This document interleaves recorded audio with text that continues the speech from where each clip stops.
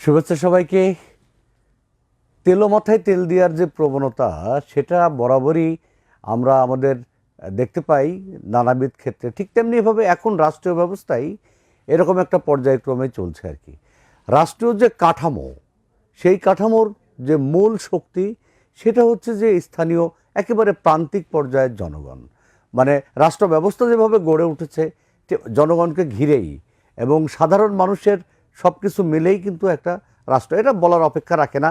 ঠিক উৎপাদন ব্যবস্থা যেটা, আমরা যদি একটু খেয়াল করে দেখি যে আসলে আমাদের মাটি থেকে আমাদের কৃষক যে উৎপাদনটা করে, সেই উৎপাদনের সূত্র ধরেই কিন্তু আমাদের উন্নয়ন, রাষ্ট্র ব্যবস্থা, অথবা এই যে সভ্য সমাজ, বাড়ি গাড়ি বিল্ডিং যাই হোক না হোক, এসবগুলো পর্যায়ক্রমে আসে। কিন্তু মূল যে জায়গা, যেটাকে আমরা আমাদের ভিত্তি বলে থাকি, অথবা একটা ভবন নির্মাণের জন্য প্রথম যে মাটির নিচেই যে ভিত্তিটা স্থাপন করা হয় অনেক শক্তিশালী করে, যে তার উপর নির্ভর করে যে এই ভবনটা কত শক্তিশালী হবে অথবা এর উচ্চতা কতটা বড় হবে, তো সেই রকম একটি জায়গায় সব থেকে বেশি গুরুত্ব দেওয়া হয় ভিত্তি স্থাপন। রাষ্ট্র ব্যবস্থাও ঠিক এরকম, যে প্রান্তিক জনগণ যারা উৎপাদনের সাথে জড়িত, তাদেরকে সব থেকে গুরুত্ব দেওয়ার কথা। এটা হচ্ছে, আমি এই রাষ্ট্র ব্যবস্থা যে দুর্বৃত্তায়নের শিকার এবং এর যে সাফারার হচ্ছেন বা ভোগান্তিতে পড়ছেন আমাদের সাধারণ মানুষ, আমি এই বিষয়টা নিয়ে একটু কথা বলতে চাই। আজ আজ যখন আমরা একটা লম্বা সময় ধরে 15 বছর ধরে যখন জনগণের কথা বলার সুযোগ ছিল না, ভোটাধিকার ছিল না, এবং তারা সব ক্ষেত্রে বঞ্চিত ছিল, সেরকম একটি সময়ের পরে যখন একটি গণ অভ্যুত্থান, ছাত্র গণ অভ্যুত্থান এবং রক্তাক্ত জুলাই বিপ্লবের মাধ্যমে জনগণের মুক্তি আসলো, আমরা মনে করলাম যে এবার জন অধিকার প্রতিষ্ঠা হবে। সাধারণ মানুষ বঞ্চনা এবং তাদের দীর্ঘদিনের যে অপমান, তা থেকে মুক্তি পাবে, তাদের ন্যায্য হিস্সা তারা পাবে। কিন্তু ঠিক চিত্রটা আবার পাল্টে গেল। খেয়াল করে দেখুন যে সাধারণ মানুষের বা প্রান্তিক পর্যায়ে যারা আমাদের উৎপাদনের সঙ্গে জড়িত, তারা ঠিক যেভাবে নির্যাতিত হচ্ছিল, যেভাবে তারা সব কিছু থেকে বঞ্চিত হচ্ছিল, ঠিক ব্যাপারটা ওই রকমই থাকলো। ঢাকায়, রাজধানীতে যারা এইসব নীতিমালার সঙ্গে জড়িত অথবা ভাগ বাটোয়ারার সঙ্গে জড়িত, তারা ঠিকই তাদের সুফলটা বা তাদের যে প্রাপ্যটা, সেটা তারা বুঝে নিল। প্রান্তিক পর্যায়ের একজন কৃষক যে উৎপাদন করবে, সেই উৎপাদনের সূত্র ধরে, বা একজন শ্রমিক যে উৎপাদন করবে, একজন মেহনতি মানুষ তার ঘাম ঝরিয়ে যে উৎপাদন করবে, সেই উৎপাদনের উপরেই কিন্তু রাষ্ট্র দাঁড়াবে বা তার কাঠামো সেইভাবে স্থায়িত্ব লাভ করবে। আমরা এটা খুব ভালো মতো জানি। জানার পরেও আমাদের এই যে শোষণ নীতি, রাষ্ট্র যে একটা চক্র, এবং এই চক্র যেটা শোষণ নীতি, এ থেকে আমরা মুক্তি পেতে চেয়েছিলাম। সেই মুক্তি পেতে চাওয়ার পরেই কিন্তু এই যে যে জুলাই বিপ্লবে সাধারণ মানুষ থেকে শুরু করে মেহনতি জনতা সবাই যারা হত্যার শিকার হয়েছে, যাদেরকে বিভিন্নভাবে আহত বা ত্যাগ স্বীকার করেছে, এই বিপ্লবে যারা অংশ নিয়েছে, একটা লম্বা তালিকা যদি দেখেন, তাহলে সেখানে কখনোই কোনো আমলা, ডিসি, এসপি, টিওনো, এরা তো নাই, এরা তো থাকবেই না। এরা সবসময় সুফলভোগী। এরা রাষ্ট্রের সবচেয়ে বড় যে গুরুত্বপূর্ণ জায়গাগুলোতে তারা বসে থাকবে এবং সুবিধা ভোগ করবে। অথচ তারাও কিন্তু এই রাষ্ট্রেরই মানুষ। তাদের তো এই রাষ্ট্রের ভালো মন্দ বা এই রাষ্ট্রের অনিয়ম অবিচার নিয়ে তাদের কথা বলা উচিত ছিল। তারা গত 16 বছরে বলেনি, এবং তারা রাতের ভোট বাস্তবায়ন করেছে, তারা বিনা ভোট বাস্তবায়ন করেছে। তারা এই ফ্যাসিস্ট সরকারকে, শেখ হাসিনার সরকারকে স্থায়িত্ব দেওয়ার জন্য বা তাদেরকে বৈধতা দেওয়ার জন্য যা যা করার সব কিছু করেছে। তাহলে এই যে রাষ্ট্রের সবচেয়ে গুরুত্বপূর্ণ একটা অংশ, আমলা বা প্রশাসনিক যারা আছেন, তারা সবাই কিন্তু এই ফ্যাসিস্টেরই একটা অংশ। এটা কারণ তারা তো দিন শেষে বাংলাদেশের নাগরিক, তাদের আত্মীয় স্বজন, ভাই বা অন্য যারা আছেন, তারাও তো এই দেশেরই মানুষ। তো তারা বঞ্চিত হচ্ছে, তারা অধিকার বঞ্চিত হচ্ছে, এর থেকে তো বড় মানে বঞ্চনা আর কিছু নাই। সকল ক্ষেত্র থেকে তারা বঞ্চিত হচ্ছে। অথচ এই লোকগুলোর কথা বলার সুযোগ ছিল, তাদের রাষ্ট্রীয় দায়িত্ব পালনের ক্ষেত্রে তারা যে অনিয়ম করতে বলা হচ্ছে বাধ্য হয়েছে, তো বাধ্য হওয়ার ক্ষেত্রে তারা তো কেউ না কেউ এর প্রতিবাদ করত, সেটা তো কেউ করেনি। কিন্তু যখন এই ছাত্র গণ অভ্যুত্থানের মাধ্যমে এই বিপ্লব সংগঠিত হলো, এই ফ্যাসিস্ট সরকার পালালো, তখন আবার তারা তাদের চেয়ারে বসে সবচেয়ে বড় বড় সুবিধাগুলো তারা লুটপাট করে। এটা এটা এক ধরনের লুটপাট। সেই লুটপাট কিন্তু এখন চলছে। আপনারা সচিবালয়ের দিকে তাকালে দেখবেন, এটা সচিবালয় না, আমরা যদি জেলা পর্যায়ে জেলা প্রশাসক, তারপরে টিওনো এদেরকে দেখি, তাদের বিলাসবহুল গাড়ি দেখি, তাহলে খুব অবাক হতে হয়। আসলে এরা কারা? এরা তো সাধারণ জনগণের উন্নয়নের জন্য সেবক মাত্র। সরকারি কর্মকর্তা দস্তখত করেছে যে গণপ্রজাতন্ত্রের জনগণের সেবক হিসেবে বা চাকর হিসেবে তারা রাষ্ট্রের দায়িত্ব নিয়েছে।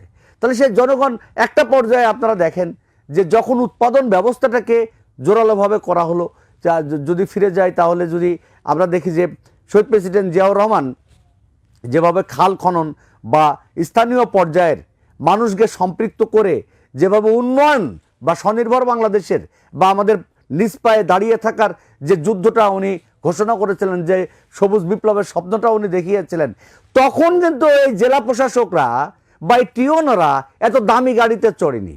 একেবারে বিলাসবহুল এসি রুমে বসে তারা জনগণের জমিদারিত্ব করেনি। তারা কিন্তু মাঠ পর্যায়ে যেতে বাধ্য হয়েছে।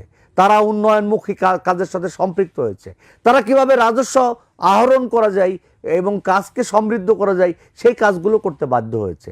তারা রাষ্ট্রীয় এই অংশগ্রহণে আজ যেটা ঘটেছে, তখন জনপ্রতিনিধিদের একটা জবাবদিহিতা ছিল এবং জনগণ তাদের যে সুফল বা তাদের যে অধিকার সেইগুলো বাস্তবায়নের ক্ষেত্রে তাদের মাধ্যমে কাজ করতে পেরেছে। তারা শুধুমাত্র রাষ্ট্রীয় বা জনগণের যে প্রত্যাশা বা জনপ্রতিনিধিদের যে নির্দেশনা সেইগুলো বাস্তবায়নে তারা কাজ করেছে। আর এখন তারা কি করছে, এই আমলারা যেহেতু জনগণের জবাবদিহিতা নাই বা জনগণের জনপ্রতিনিধিত্ব নাই, এক কথায় যারা জনপ্রতিনিধি তারাও কোনো না কোনোভাবে এই বিগত 16 বছরে এই আমলাদের করুণায় আমরা দেখেছি বিভিন্ন পুলিশ বা বিভিন্ন এসপিডিসি তারা এমন একটা ভাব দেখিয়েছে যে তারা ও জেলার জমিদার, কেননা যে তাদের কল্যাণেই বা তাদের ইচ্ছাতেই এই সরকার তখনও ক্ষমতায় আছে। কিন্তু আমরা যে বিপ্লব, এই জুলাই বিপ্লব ঘটালাম এবং এত মানুষের প্রাণ গেল, আমাদের এত ক্ষয়ক্ষতি হলো, এই সব রকমের ঝুঁকি নেওয়া হলো, তারপরে যে পরিবর্তন আসলো, সেই পরিবর্তনের সুফলকে আমরা কিছু পেলাম। এখনও তো দেখছি যে যথারীতি সেই সচিবদের বেতন বাড়ছে, ডিসিএসপিদের সুবিধা বাড়ছে, তাদের গাড়ির আরও নতুন নতুন গাড়ি হচ্ছে, সবই হচ্ছে।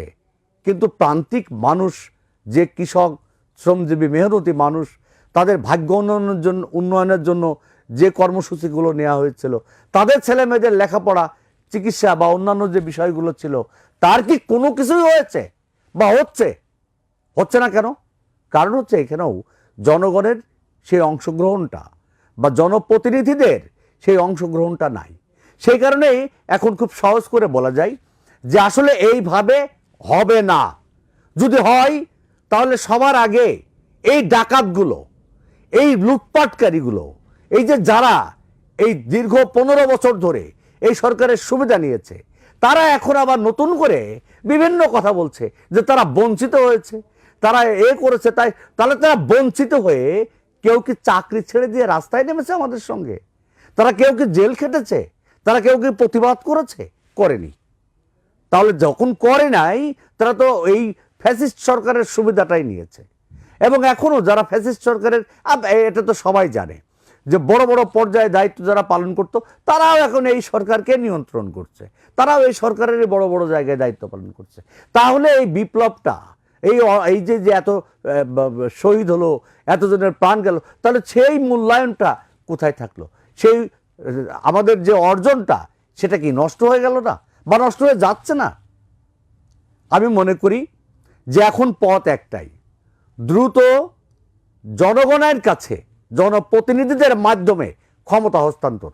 তার জন্য নির্বাচন দিন, একটা সুষ্ঠু, সাধারণ, সুন্দর পরিবেশে নির্বাচিত সরকার আসুক, তখন তাদের জবাবদিহিতার মাধ্যমে এই যে আমলারা যারা এই রাষ্ট্রটাকে লুটপাট করে খাচ্ছে, বিভিন্ন রকম সুযোগ সুবিধা নিচ্ছে, তারা একটা জবাবদিহিতার মধ্যে আসুক এবং তখন দেখা যাবে যে আর তারা ইচ্ছে করলে যা খুশি তাই ওই সচিবালয়ে বসে যে কাগজ কলমে লিখে একেবারে এই দেশের মানে সে আমাদেরকে দাস বানিয়ে তারা মনিব সেজে থাকবে, এটা হবে না, এটা হতে পারে না। এটা মানে আমলাতান্ত্রিকতার যে বিষ বাষ্প ভয়াবহভাবে একেবারে মাথার উপরে চেপে বসেছে জনগণের, তা থেকে আমাদের মুক্তি পেতে হবে। সহজ কথা, আমরা নকশালবাড়ি আন্দোলনের কথা দেখেছি। 1968 থেকে 70 পর্যায়ের কি 72 পর্যায়ে যখন চারু মজুমদার মারা গেলেন, তার আগ পর্যন্ত যে ব্যাপারটা ঘটেছে, যে গ্রামকে জাগিয়ে শহরকে ঘিরে ফেলা। কারণ উৎপাদন ব্যবস্থা, আজকে আমরা এখানে আজ যত বড় বড় কথাই বলি না কেন, যদি গ্রামের এই উৎপাদনটা বা যে মাটি থেকে আমাদের শস্য আসে বা আমাদের যে শ্রমিক শ্রম দেন, আমাদের যে মেহনতি মানুষ ঘাম ঝরান, এইটা যদি না হয় তাহলে শুধু কাগজ কলম আর টাকা খেয়ে মানুষ বাঁচবে না। এটা আমাদের এই আমদানি নির্ভরতা কমাতে হবে, আমাদের উৎপাদন বাড়াতে হবে, এটা আমাদের প্রথম শর্ত। সবার আগে আমরা এই কথাগুলো বলেছি। রাষ্ট্র ব্যবস্থা যেটা, সেটার জবাবদিহিতা নিয়ে আসতে হবে। এর জন্য সবার আগে প্রান্তিক মানুষের উন্নয়নের কথা নিশ্চিত করতে হবে। এই আমলা নির্ভরতা আমাদেরকে কাটাতে হবে। তার জন্য দরকার শক্তিশালী জনপ্রতিনিধিত্ব গড়ে তোলা। এবং যদি জনগণের ভোটে নির্বাচিত জনপ্রতিনিধিরা শক্ত হাতে হাল ধরে, তখনই জনগণের মুক্তি মিলবে। তার আগে আমরা যত কথাই বলি, এই আমলাদের দৌরাত্ম্য চলবেই। তারা রক্তচোষা এবং জনগণের এই প্রান্তিক জনগণের টাকা নিয়ে তারা ওই ভালো ভালো গাড়ির মডেল চেঞ্জ করবে। তারা প্রত্যেকটা জেলায় উপজেলায় জমিদারিত্ব স্থাপন করে তারা এইভাবে ভয়ানকভাবে আমাদের উপরে অত্যাচার নির্যাতন চালিয়ে যাবে। যাই হোক, আমার কথা হচ্ছে যে আপনারা যারা আমার সঙ্গে আছেন শুনছেন, আমি অনুরোধ করব সকল ক্ষেত্রে আমাদের জনগণের যে অধিকার প্রতিষ্ঠার যে ব্যাপারটা, সেটা নিশ্চিত করার ক্ষেত্রে আপনারা সজাগ হন। এবং আমাদের আগামী প্রজন্মের উন্নয়নের জন্য যদি জবাবদিহিতার আসতে হয়, তাহলে আমাদের অবশ্যই জনপ্রতিনিধি, যোগ্য জনপ্রতিনিধি নির্বাচিত করতে হবে। কোনো চোর বাটপার, কোনো ডাকাত, কোনো লুটেরা যেন জনপ্রতিনিধি নির্বাচিত হয়ে সংসদে না আসে, সেটা আমাদেরকে খেয়াল করতে হবে। তো সবাই ভালো থাকবেন। ধন্যবাদ সবাইকে।